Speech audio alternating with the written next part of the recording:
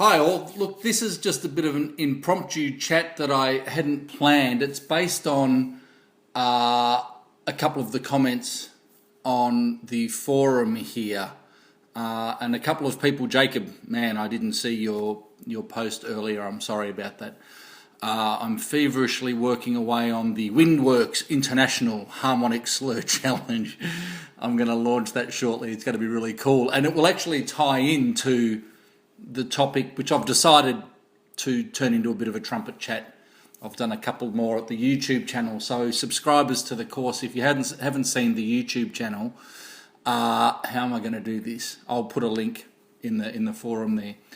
There's a bunch of new stuff. And I'm also doing another one, lessons in 60 seconds called, hashtag 60 second virtuoso, just little 1 minute snippets of stuff. It's going to be really cool. Anyhow, so the issue is today about aperture corner tension, and I'm going to tie into that Jacob's issue with teeth closing up. So the whole concept, now the word tension, so this is for Ken, I think you're in California, Ken, wonderful subscriber, thank you, always saying nice words, it's great. Don't get caught up on the definition so much. The essence of the aul here, and it also ties into the pucker and the red of the rim that Jacob put in the forum. If you guys are on the forum, you can go up and see his post. The essence of it is we're being taught middle of the lips, there. So if you go peanut, something like that, just grab the middle of the lip, or you can squeeze the middle of the lip together so hard, you can stop the immense force of air that the body can create. You can stop it from coming out by squeezing the lips together. But it will win every time. That shows, and you're talking abdominal muscles here that are pushing the hell out of the air, compressing it like nothing else, and the lips always win. And so in teaching people to do all the lip buzzing and mouthpiece buzzing encourages, when done incorrectly, a psychology of grip. And of course, the tighter it is, the less flexible the middle of the lip is, the more force, the more air compression needs to be used to get it to vibrate. And that's synthetic, artificial, manufactured, not sympathetic on the sound wave. So the whole concept of the aul, and this brings up the tension part, is I'm only using it as a word. I could use the word engagement as opposed to tension. You could use flexion, flexing a muscle. But I don't feel like when we're going to aul, that there's a flexion so much as an engagement. There is tension there, but it's very, very minimal. It's just a way of explaining it. So what the concept is aul, and I've done another video on this. I think I did it on the iPad, and I think it might be on the course. I'll link that underneath. I don't know how I'm going to put this out at the moment. Finding your aperture corners is putting the work horizontally from outside in, aul, keeping the jaw low, and recognizing when you figure out those aperture corners there, and it's the middle of the black bit, for if you're watching on YouTube and you haven't seen the course, it's where, actually I might be able to zoom in on this when I edit. The aperture is the black bit, the opening. Now, this is a psychology exercise. It's about a recognition of freedom and engagement from the sides without pinching the middle of the lip. The whole trick to this game that we're in is keeping the middle of the lip free to oscillate and then engaging, and the small changes at the side select the overtone. But the psychology is the pinch in the middle and the push of the air selects the overtone. And it's a really inefficient way to go about it and a really unhealthy psychology. if we can recognize, and that's the whole essence of the Singing C series, is to use ma, and I've got no idea where that pitch is. It might be close, I don't know. The energy of that ma, the 4 steps, a feeling of freedom, then the airflow required, and that's a loud low note, and using the energy of that by changing shape, the face bit, to find those overtones.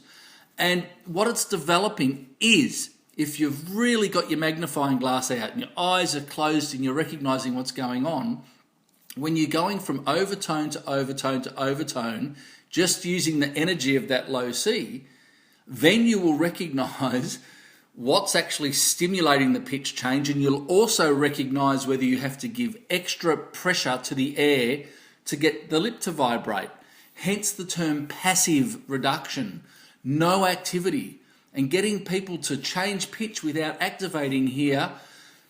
Whilst I could have wars with people about this psychology, but the physiology and the science behind the playing of the instrument that's what's going on right here. We don't need to tell people to use their body to play higher. I'm sorry, ring me, call me, comment, whatever. I'll explain it in as many ways as I can. Pitch comes from here, full stop, right? And if you can use passive energy by changing shape, then you're going to be working on efficiency. So the activation of the corners, I just want you to be aware of it. So the psychology is from outside in. Because instantly, now that I say it, I hate the fact that I use the word tension. I know people say tension's a bad word, but there is tension in a guitar string. Even on the really loose, low guitar strings, there's still tension there by definition. And there's tension in drum skins. There is a tension, but it doesn't mean it's strain, force, tight. It's just an engagement. So maybe it's semantics, but I'm all about the psychological impact we have on the student, ironically. And you say the word tension does not have to mean force, strain, grip. It's just an activation. So Ken, I hope that makes sense. And it ties into what Jacob was asking about the pucker and keeping the jaw down. Now, and do the poo lip coo KMT in 2. I'm going to need to link 10 videos under this. Poo lip coo KMT in 2. For the jaw thing, the tongue, the KMT, the coo, the lip attack. The lip attack, tip of the tongue between the lips. It's fantastic because you got to get your tongue between the teeth to create the airstream and to create the aperture in the lips, and it's keeping the teeth apart. So what Jacob's doing is reverting to old habits to play. He's going, I can feel like this using a visualizer or mouthpiece and keeping the jaw down, but as soon as he's playing, the jaw's closing up, and this is the big problem. So we've got to keep the jaw down, not closing up, down, activation sideways, and tiny little changes. And I demonstrate it as you work through the course and you look at the Singing C exercises, how little activation is required at those aperture corners to stimulate the next note up. Then, of course, when we add volume, we have to incrementally create a wider aperture and support the airflow. Not force the air to force the lips open. It's a... And then, of course, the corners need to maintain their position for whatever frequency we're playing. So this is the whole trick, the whole essence of everything we're working on. Trying to find the position of the aperture corners whilst not pinching the lip down and forcing the air, then gradually opening up and letting the air come out for greater volume, greater displacement of air molecules, but not going overboard where it starts to back up and we push too much, we overblow. The whole thing's about stopping overblowing. Lips interact with the air as if they're the vocal cords. I'm going to destroy my neighbours now. Check it out. The psychology that we teach ourselves in brass playing is to play like this and squeeze everything. However, I want the lips to interact with the air, like I just said, with the vocal cords. Check it out. Passive sound. It'll probably distort my mic. Right? I'm resonating. There's all this sound and there's nothing going on because I know how to let go. Right? I know what to do here, even though I've never had a singing lesson. But I know how to make sound out of the body. And we add an instrument to a resonant body, and all of a sudden, what's going to be amplified through the bell is the resonance of here, the body's concert hall. If you haven't done the free part of the course, you don't know what the body's concert hall is, just come and check it out. It's so important. Here's your instrument. Here, add instrument. What sound comes out of the bell? An amplification of resonance. The sound is not an amplification of the mouthpiece buzz or lip buzz, although, as those of you who are in the ultimate level will know, above a high C, it becomes an amplifier of the mouthpiece buzz. And you might be watching going, you can't say that, Greg. All I'll say is do your study, do your homework. Don't be like Mr. 50-50 in New York who hated everything that I said. Well, he hated 50% of what I said. And he just hasn't done his research. Do your research. Bagging me for passing on studies done by physicists and all this sort of stuff. There's a bit of ego out there. I'm happy to be wrong. Just tell me how to be right and I'll fix the way I think about it. But I'm pretty sure this is pretty cool. So it's about the psychological impact, right? And it's about an understanding, eliminating pinch in the middle of the lips, so approaching it from horizontal inwards, keeping the jaw down, and getting away from the idea of lips in the middle, pinch, no, twist, keep the air moving. The tongue changes, the aperture corners change. So don't confuse the word tension, and it's my fault. It is my fault. And I just, aperture corner activation, it's kind of cool. ACA, I'm all big on coming up with names for things. Yeah, and Jacob, so as you're getting higher, you're reverting to old habits to play the higher notes. And that's the whole point of the course, is to go, all right, I recognize I have to do that to play the notes, but the way that you're playing the notes is closing everything down, and it becomes harder work, and we choke off and we pinch and the jaw closes. We don't have to do that. I made the change. I can talk about this because I learnt it, I studied it for myself, based on ideas from other people, on some methods I love and took little bits from, and other methods I can't stand because of the fact that it just encourages all negative activation in the body. But it's trial and error. And the way that I'm putting it together is just, we're looking bit by bit by bit, step by step by step by step, trying to figure out, magnifying glass, where pure process, hence the lead pipe and loose, low, and then starting to find pitch and all this stuff, where does everything start to grab? Doesn't need to. But it takes time. It's not something you can decide to do. You can't just go, okay, that's great, Greg, and go and do it. You can't do that. It's a lot more work and a lot more focused, eyes closed. Those of you that are at the course know how often I say the eyes closed. Do you actually do it with the eyes closed? Do you understand what's going on? I could speak for another hour about two people that I'm teaching privately at the moment, and almost degrees of dystonia in their playing. It's trigger points. And these astounding, I'll put it out one day. I've got video, on the Skype lessons you can record, and for purposes for the student, we've recorded some stuff. And it's phenomenal.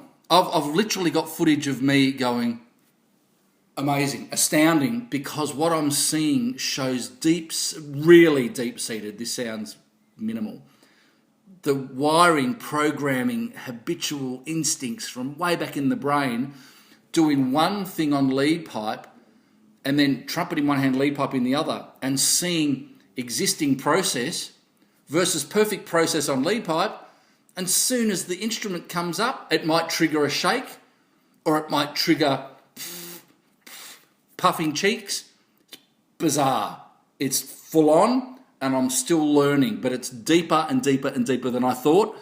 And the universe is yelling at me going, Greg, sort it out, because I'm seeing these profound things that are so deeply driven by our pre-programmed or developed, in these cases, wiring of massive overexertion.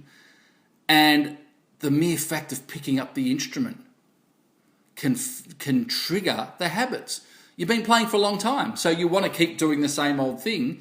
And here is the real clincher, is that until you get it, a lot of people balk away from it because it's bizarre, is the word. The feelings that they're getting are bizarre. Now, any one of you who've been playing for a while, you could move your mouthpiece 0.001 of a millimetre and it will feel massive. It'll feel odd. Any position change feels huge, right? So some of the things I'm getting you to do feel insane. And I got called a crackpot. You might have seen the video by Dan Quigley. But he's a great player and he's got it. He's probably one of the very, very, very few people on the planet that I would trust to teach what I'm thinking and teaching. Totally gets it. You've got to embrace the bizarre difference because it's conceptual and it works. It just feels different. And when you're not threatened by the difference, rather engage in the difference, because we all agree we need to make a difference to our playing if we want to improve, play differently, play better. Don't be worried about things that feel bizarre, things that feel different. They might be the complete opposite to what you've been taught. Why have I moved up here to this is my job, my life now, is because it's so different to everything that I was ever taught. I'm going around the world teaching the opposite to what most people are being taught. And eventually it's slowly getting through to people, and as time goes by, people will understand. I don't mind being called a crackpot. I love it. But I do mind people going, you're full of beep, but they haven't done their research and they don't understand the system. It threatens their belief system, their current belief system, but they also don't respect and understand the issues that people are having. And if you're having issues of developing further, no matter what level, whether it's a small development thing and you're an amazing high-level professional, or whether you're a beginner who's just trying to force to the next level, there are so many things that can go wrong. It's so complex, it's so hardwired, yet it's really simple. Simple until we add the instrument. If I could say to you, any youngster coming in, take a breath. But even then, something as simple as getting air into the lungs and humming can be this. And all of a sudden there's tension that we need to get rid of. And I'm not going to keep talking. Like, I could literally sit here and talk non-stop for hours on this. So to summarise, Aperture Corners, tension, semantics, I guess, in a way, but I understand the issue. And then grabbing tiny, the combination of that and the position of the tongue in the mouth. And those of you that haven't got to the ultimate level yet, I hardly even speak about tongue level because it's not that important. It is important, but you don't need to really think about it consciously until later. I'm going to do a video on my Claude Gordon friends. I'm astounded by how appalling some teaching out there is. I'm going to make enemies. I don't care. I love some of the Claude Gordon stuff. Some of it's really misleading, but I understand where he was coming from. And these muppets that are around, just bagging all other teaching, unless you're a disciple of exactly every word that's in these books, is freaking not teaching. It's horrendous. And I'm talking to you if you're one of them. Telling your students to not have a lesson off me is the most appalling thing. And it's happened time and time and time again. And it is brute. That's not teaching. Teaching is helping the individual and finding out their issues and trying to find a way, not just regurgitating information that you may or may not even understand. Okay, I'm getting a bit brutal now, but it's my passion. It's my life, and I'm trying to help you. And when you understand this simple thing that we're working on. I've probably made it too complex, and I apologise. Not simple as that. Inwards. And maybe you might not think of it as inwards. You might think of it as up and down. You might feel different things. Your sensation might be different to the way that I'm trying to explain it. At the end of the day, the activation at the rim, at the side of the rim, not in the middle, keeping the air moving, not forcing the air, keeping the throat open, not over forcing the air, keeping everything free. I'm going to go. Put some comments, ask some questions, and, send hate mail if you're one of those dudes who just hate every word that comes out of my mouth. I don't care. I don't care. Doesn't matter. Anyway, go trumpet and brass. Love it.